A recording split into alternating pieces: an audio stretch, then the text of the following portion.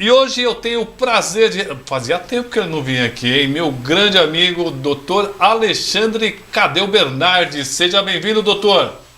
Boa noite, Roberto. Boa noite, Rogério. Boa noite a toda a equipe da TBL Comunicação. Boa noite, Guarulhos, e todos aqueles que estão nos acompanhando nesse momento. Rogério, o prazer e a satisfação é sempre minha. O Rogério, ele já deixou uma questão importante aí e precisa explicar sobre denúncia vazia, né? Se bem que quando fala denúncia vazia, eu me lembro de uma coisa antiga que era de casas, a pessoa... Eu não me lembro, doutor. A retomada da posse do imóvel alugado. Se chamava denúncia vazia, né? Falando isso, eu quero aproveitar esse momento e parabenizar o Rogério pela clareza, pela firmeza e pela forma como se posiciona, não apenas enquanto um verdadeiro líder sindical, líder de categoria, mas enquanto cidadão brasileiro, com posições firmes e com posições bastante seguras sobre democracia e sobre cidadania. Parabéns, Rogério.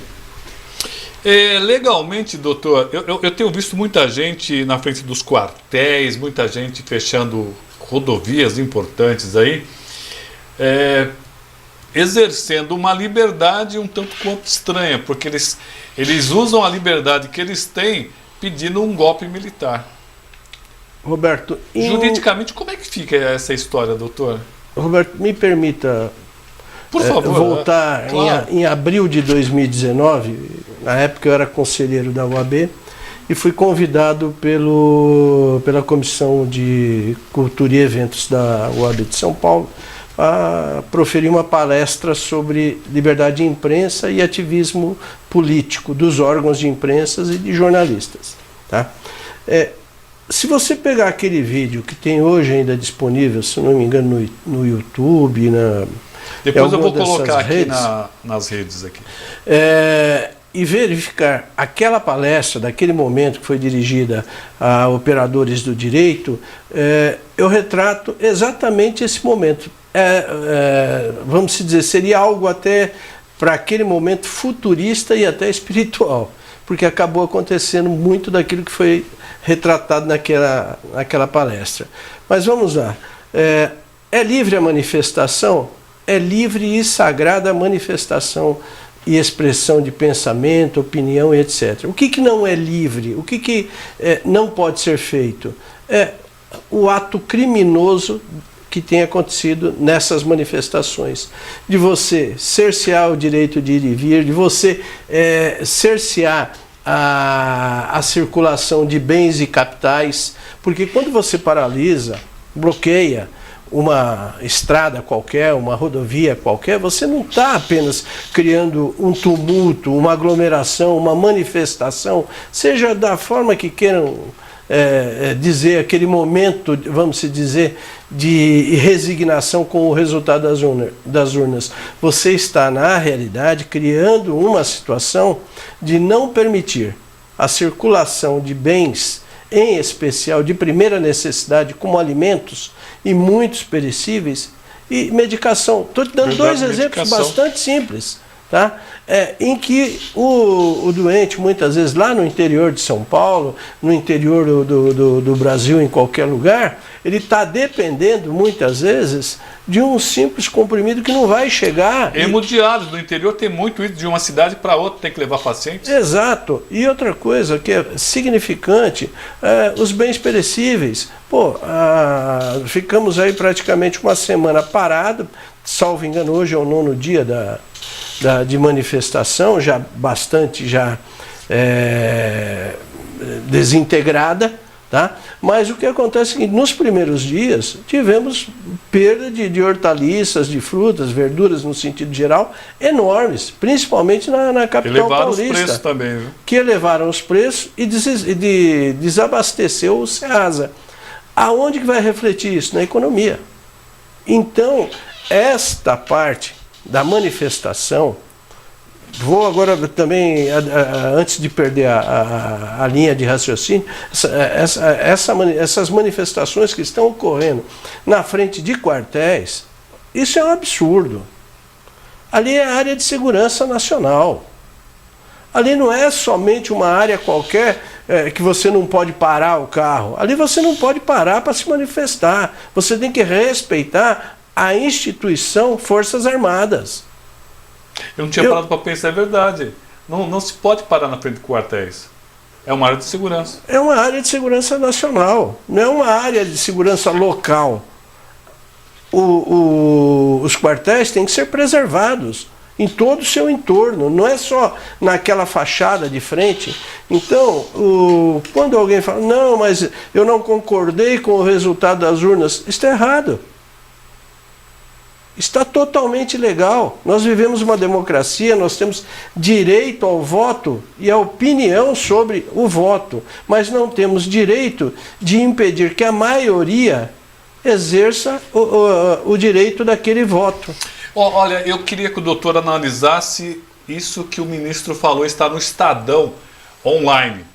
Olha só, o ministro da Defesa, Paulo Sérgio Nogueira, enviou ao Tribunal Superior Eleitoral, TSE, relatório de fiscalização do processo de votação e pede que seja feita uma investigação técnica urgente sobre eventuais riscos de segurança das urnas.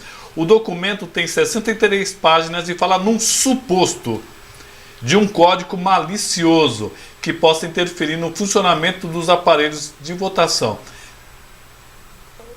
Não tem valor nenhum que está escrito aqui. Não. Na realidade, suposto... o suposto aqui, eu posso supor várias coisas que não têm fundamento, não tem materialidade. Se tivesse materialidade, isso daí, me desculpa, é um relatório político e não jurídico. É um relatório que apenas ele cria ainda uma base de discussão para alimentar ainda esses movimentos que, na minha ótica, não são apenas antidemocráticos, são criminosos. São totalmente criminosos. O senhor está falando isso aí como uma visão jurídica e não... Jurídica. Não uma paixão pessoal. Não, fora longe disso. Até porque eu não teria paixão pessoal pelo Lula, porque... faço questão de, quem me conhece, você me conhece, eu nunca havia votado antes no PT, eu nunca havia votado antes no Lula. Eu sou fundador de carteirinha lá do PSDB. Eu ainda sou inscrito no PSDB. Sempre fui oposição ao Lula e ao PT. Só que o que acontece? Se você resgatar nossas conversas de 2018, eu já falava da prisão ilegal, eu já falava do atentado processual contra a instituição de direito, tá? O que acontece? Naquele momento eu já comecei a mudar de opinião, que alguma coisa muito séria estava acontecendo. Eu entendo que aquele momento político era de antipetismo, como eu entendo que esse momento agora é de um resgate de cidadania. Esse momento não é de petismo, longe disso.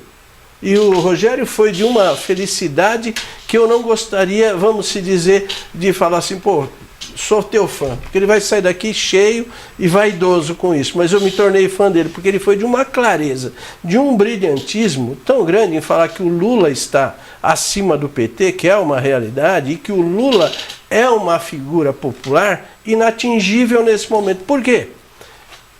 Vou lembrar um fato. Bolsonaro se elege e ele dá a seguinte declaração: as minorias vão ter que se curvar às maiorias. Essa é a declaração do Bolsonaro, pode procurar na internet. O Lula se elege agora e pura e simplesmente fala: esquecemos quem estava a favor ou contra. Sou o presidente de todos e vou governar para todos. Olha a diferença do estadista. Olha a diferença daquele que quer buscar a união do povo, aquele que consegue visualizar que estamos num momento de combate interno entre a própria população. Aí você fala, não, mas não chega a ser uma guerrilha, não chega a ser o combate. Existe o combate aberto e franco, verbal.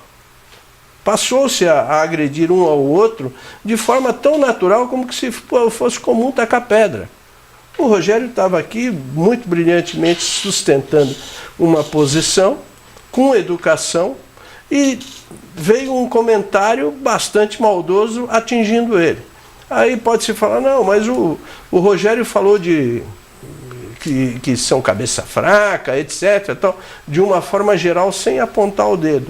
A acusação que volta contra ele, palestrante, entrevistado, é direta. A ofensa é direta a ele. Aí eu chego na primeira pergunta que você fez, que eu pulei, dei toda essa volta e não falei. É possível, sim, tomar medidas judiciais contra quem te agride na internet. Perfeito. Até porque a internet não é terra de ninguém. Perfeito. Olha... Temos lei, temos que se respeitar e temos que viver em sociedade pacificamente. Isso quer dizer respeitar opiniões. Maria Aparecida, lá da praia de Tupi, Praia Grande, e Evanildo Jabá manda uma contestação ao doutor. Doutor, as manifestações do PT que quebram vidraças, fazem saques e outros, isso é legal? Lógico que não. É tão errada quanto a essas manifestações que fazemos. Só que nós não podemos nivelar o direito por baixo. Existem leis, depredações de patrimônio. É criminoso. Identificado essas figuras, tem que ser preso. Pura e simplesmente isso. E segue o caminho normal. Normal. O crime é o crime. Não importa se você roubou 1 centavo ou 1 bilhão. Você roubou.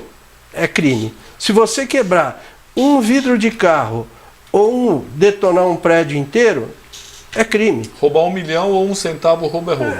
É o mesmo crime. Então, aqueles que estão hoje fazendo essas movimentações, essas paralisações de forma criminosa, comete tanto ou igual crime aqueles que fizeram manifestações de outrora, quebrando inclusive com saques, depredações de patrimônio e tudo mais. Doutor, eu queria a sua opinião sobre o Supremo. Tem muita gente até pedindo cassação de ministro, porque eles estariam fazendo algumas atividades políticas em suas decisões, tomando decisões não tão técnicas. Como é que o senhor vê essa questão? Eu sou um legalista. Então, começo de tudo, eu sou um legalista. Então, muitas vezes eu esqueço o campo da teoria e etc. para aplicar a lei pura e simplesmente como ela tem que ser. Quando você vê instituições como o Congresso Nacional, o Supremo e o Executivo, você tem que entender que a Constituição diz que ali existe um governo harmônico e independente.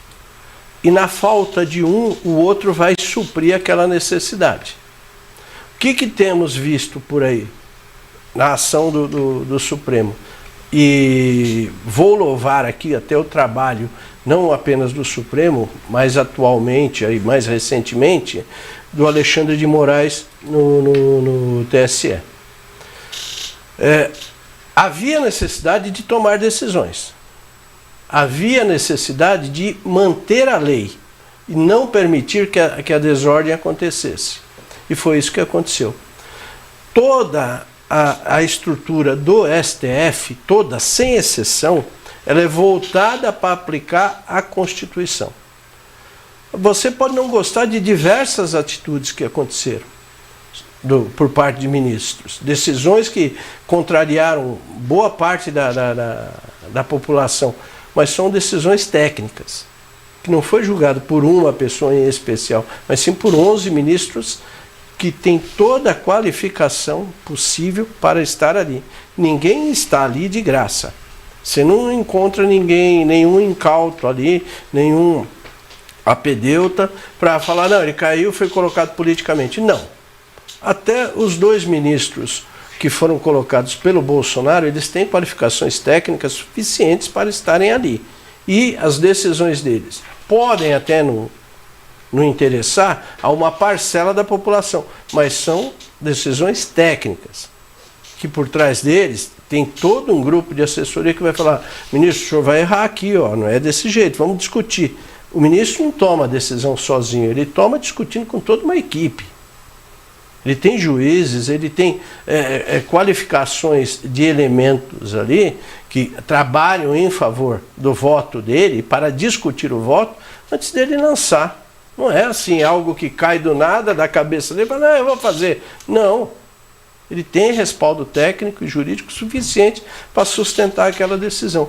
Então, é esse entendimento que a população tem que ter, no sentido de falar, peraí, onde que ele errou? Eu não gostei disso. Vamos discutir? Aonde que eu vou buscar a fonte dessa informação? Porque o grande problema não está na informação que te chega, está na desinformação que você é exposto. Então, é um momento de... Eu tenho até um genro que ele trabalha com tecnologia da informação e ele gosta de questionar as coisas. E eu sempre falo para ele o seguinte, procura a base, a informação, da onde que está saindo aquele crédito. Se você encontrar a fonte, você vai encontrar a razão.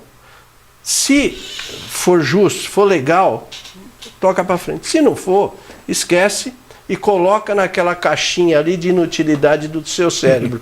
Aprendeu e não vai usar para nada. Infelizmente, nós temos uma grande massa hoje que sai discutindo um monte de besteira. Vou te dar um exemplo simples. O Lula falou que os números, eu não preciso lembrar mais ou menos agora no recente debate, que os números estavam inflados com relação ao número de vagas, se eu não me engano, o número de empregos criados, alguma coisa nesse sentido. Por quê?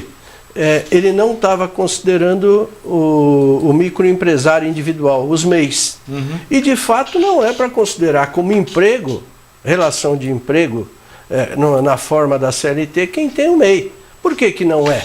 Porque esse cidadão não tem férias, ele não tem 13º, ele não tem o INSS pago, ele não tem o fundo de garantia, ele não tem as estabilidades da relação de emprego nos moldes da CLT. É bom ouvir quem entende, né? Falar a verdade, hoje então, é outra coisa. Isso era interessante deixar bem claro. Por quê?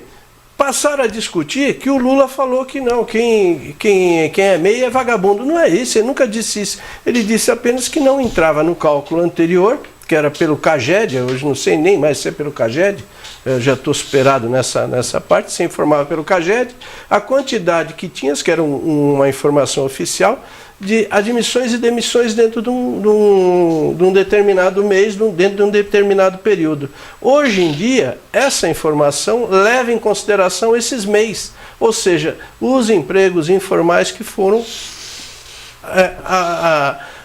adotados como relação de emprego e trabalho, sendo que não é. Evanildo Jabá, gostei da colocação, doutor, em relação a roubos. Foram muitas malas de dinheiros públicos sendo desviadas no governo do PT. Foi o que o doutor acabou de falar, Evanildo. Hoje em dia nós temos que tomar muito cuidado com o que a gente afirma na internet, porque vai que alguém pega essa declaração, vai até a justiça e dá uma dor de cabeça danada. Eu queria que o doutor também falasse sobre liberdade de imprensa, mas já estamos aí faltando 7 minutos para terminar. Mas eu acho que dá para dar uma boa pincelada.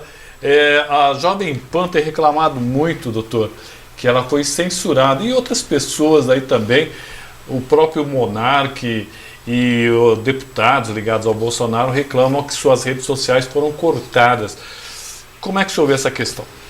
A liberdade de imprensa, para quem tiver tempo depois, eu vou colocar aquele link que eu explico bem sobre isso. A liberdade de imprensa é muito simples. Você tem o direito de expor seu pensamento, de colocar toda a tua forma de ver uma situação, você só não tem o direito de mentir. Você não tem o direito de desinformar. E a Rádio Jovem Pan, através de alguns comentaristas, começaram a criar factoides, criando ilusões quanto a acontecimentos. Então seria como se você vendesse para o público uma imagem totalmente irreal de uma situação que não aconteceu, mas você coloca ela como ocorrida. Ou então, muitas vezes, essa situação aconteceu, num contexto histórico, num determinado momento, só que ela é trazida para esse momento numa outra realidade. Ou seja, você distorce a informação, você traz a informação de forma falsa, negativa, para quem tem que discutir essa situação daquela informação. Porque para que serve a liberdade de imprensa? Para levar para o cidadão o conhecimento. Todos nós precisamos de conhecimento para viver o dia a dia. Você chega na sua casa, você discute com a tua filha, com a tua mulher, com teus netos. Você, quando eu falo discute no bom sentido, sobre assuntos que são de conhecimento deles, e muitos que são do seu conhecimento. Para quê? Para você amadurecer uma ideia e formar dentro de você uma concepção de certo e errado sobre aquilo que você está discutindo. A crítica, ela pode ser construtiva ou até destrutiva, mas ela tem que ser verdadeira, de modo que ela contribua para o teu conhecimento, para que você se engrandeça em termos de conhecimento, de extrapolar aquele, vamos dizer, aquela tua timidez própria de não sair atrás da informação. Tem muita gente que pura e simplesmente fica com receio de procurar nas redes sociais informações, se aquilo realmente relata um fato verdadeiro ou falso, com medo de ser até, vamos se dizer, não vou dizer clonado, hackeado, porque muitos aí falam, não, quando você acessa, você já estão te grampeando, já estão isso, já estão aquilo. Ou seja, criou-se um medo de falar a verdade, de buscar a verdade. Enquanto que a desinformação, no meio de tudo isso, muitas vezes predomina de boca a boca. Antigamente eu contava uma mentira para você no bar, o pessoal do bar ia lastrando um para o outro. Na outra semana, do outro bar, já sabia da mentira que eu contei. Hoje, essa mentira ela é propagada em segundos através das redes sociais. Por isso, não pode se permitir a desinformação. Quando um deputado, ou seja, quem quer que seja, um ministro de governo, ele propaga uma mentira, uma desinformação, como, por exemplo, foi o caso das vacinas, das cloroquinas na época, ele está destruindo todo um trabalho que veio sendo feito pelo Ministério da Saúde e em termos de preservação do ser humano, da humanidade e saúde que reinava até então. De repente passamos a não querer mais a vacina, de repente passamos a receber remédios por conta da opinião do presidente. Então são desinformações sem qualquer lastro científico que contaminaram a verdade. Essas informações não podem acontecer, Roberto. Aliás, o número de vacinados caiu muito, inclusive de forma até preocupante. Evanildo fala assim, Roberto, o meu conterrâneo chamado Jadel Vieira Lima e outros foram pegos com dinheiro ilícito. Vai saber. Bom, acabou nosso tempo, mas eu prometo discutir isso da próxima vez. Obrigado. Mas deixa eu só te cortar, Roberto. Pois não. Quando pensarem no dinheiro ilícito, que aconteceu não no governo do PT, que isso aconteceu no MDB e aconteceu em outros partidos, inclusive um dos reis do mensalão, é o Valdemar da Costa Neto, que hoje é o presidente do partido do presidente. Para pensar que nós temos ainda para apurar a compra de 51 imóveis em dinheiro vivo. São milhões e milhões e milhões. Aí começam-se aquelas discussões. Ah, mas você nunca fez isso? Eu, infelizmente, nunca fiz isso. Você não tinha milhões? Eu não tinha esses milhões. E a maior parte dos imóveis que eu comprei sempre foi financiado através de Caixa Econômica e instituições financeiras. Então, antes de tacar pedra, de questionar, vamos procurar informação. Perfeito. Informação boa nós temos aqui. Você viu, né, doutor Alexandre Cadeu sempre vai estar aqui. O Rogério Stapp também vai estar aqui sempre, graças a Deus, porque nós temos uma boa amizade com gente sempre inteligente. Quem quiser achar o doutor Cadeu, como é que faz? Ué, rede social? Rede social, no meu escritório, estou sempre à disposição. Onde tem o seu escritório? Alameda Iaiá 872. Estamos também no... Torre de Bagir ali. Torre de Bagir. Obrigado, Continuo doutor. lá uma eternidade já. Obrigado.